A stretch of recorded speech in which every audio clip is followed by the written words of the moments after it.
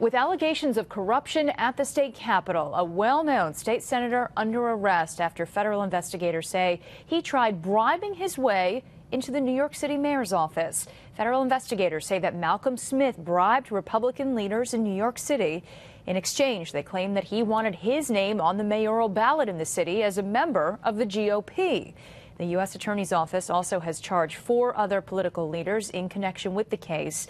Now, Smith is just the latest state lawmaker to be accused of behaving badly, and the critics say that this case is just proof that more must be done to clean up politics at the Capitol. Our Brandon Lewis live in our Albany newsroom tonight. And Brandon, at a forum that was held this evening, many came out and said that publicly funded campaigns could be the answer here.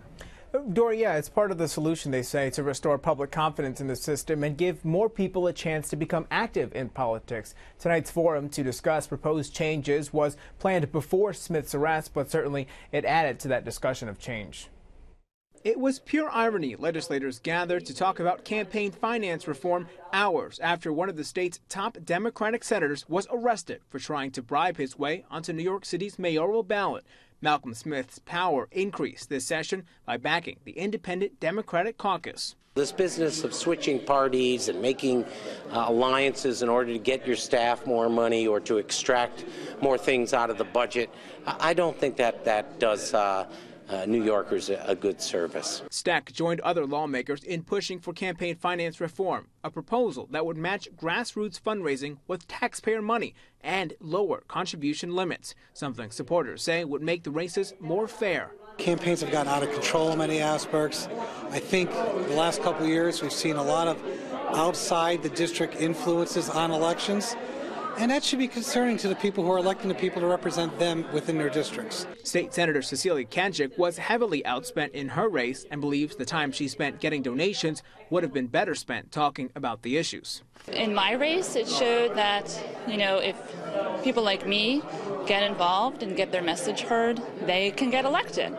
And so one of the most difficult things is raising money. And we had to raise so much money in my campaign that was very, very difficult and frustrating. Still, supporters agree this reform would do little to prevent corruption like the allegations against Smith. I think Malcolm Smith's situation relates to a problem that we've had in the state Senate for a long time, which is very different, which is sort of government by extortion and people seeing their job not as serving the public at large, but to grab as much as they can for their local constituencies.